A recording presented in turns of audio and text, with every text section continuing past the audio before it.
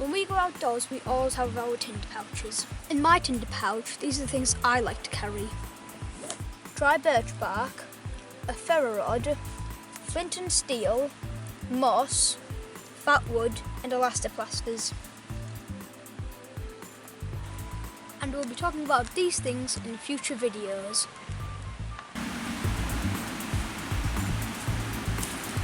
Here's a great piece of deadfall just here. You see how it fell high above and it's got itself caught on one of the branches there. You can take that down. That's perfect. What we're looking for the fuel.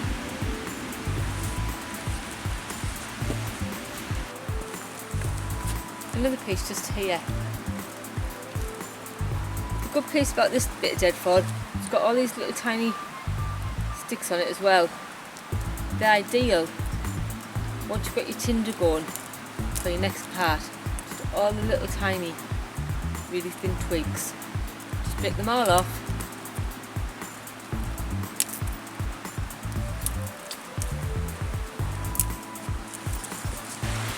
Another great place to find deadfall is where you get extra branches coming off the tree or two branches coming out of each other. What this actually allows is twigs and stuff to fall from high above and it all starts collecting down here. The ideal thing about this is, in the wet weather where you don't want to be damp and wet on the floor, you just come along, you got all your little sticks out of there, and these are all pretty dry still, obviously damp off the air and everything, but they haven't been on that wet floor.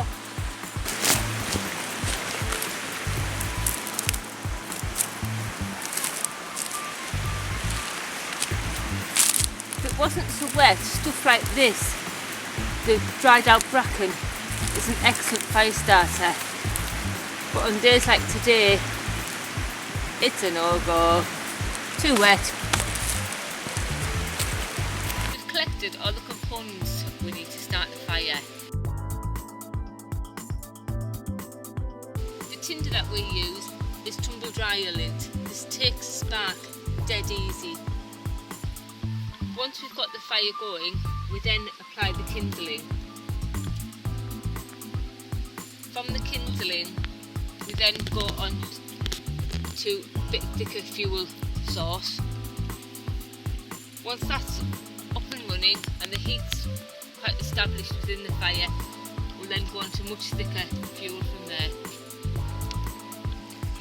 To show you how easy it is to get the fire lit, without using matches or lighter, we like to use a ferro rod, and for this Josh is going to actually demonstrate how to use it and get the fire going. That's it, just scrape a little bit of this. Try again, that's it. Yeah. Good lad. That's pretty easy. That's gone from 9 volt.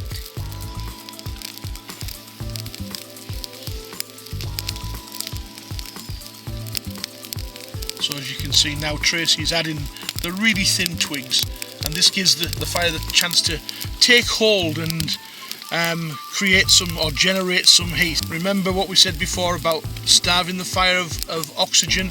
If you put too much on too quickly, that's exactly what will happen. And as you can see, the fire is really taking hold now, remembering that this wood was pretty damp.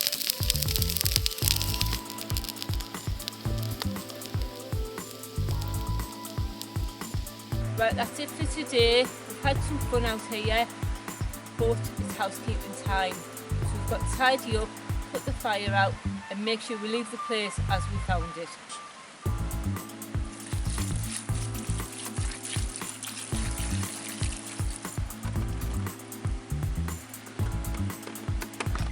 Okay, so that's the fire out.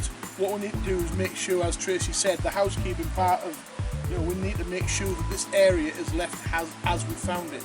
And that's quite easy actually, because everything that we found on the ground. So literally, all I'm going to do, take the logs and just scatter them about. It really is as simple as that. With the fire sticks, I'm just going to spread them about as such, and then pull the debris and put it back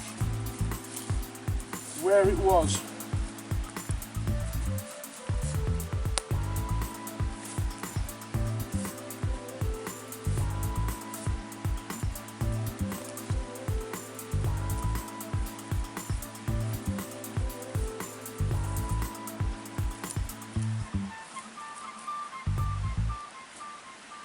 So as you can see, that's pretty much as we found it. Just leaves on the ground, bits of wood, and that's absolutely fine. Remember to look after our nature and it'll look after us. So guys, that's it for today. What do you reckon? We finished today. Yeah. That's the fire lighting all done.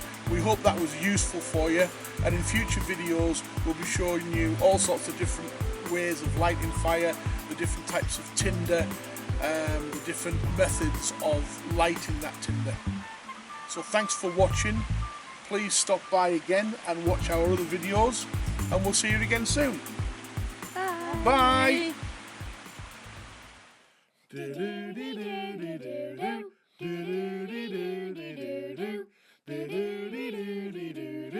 The Bushcraft family. Dead letter. Dead letter. Dead letter. Dead letter. Dead letter.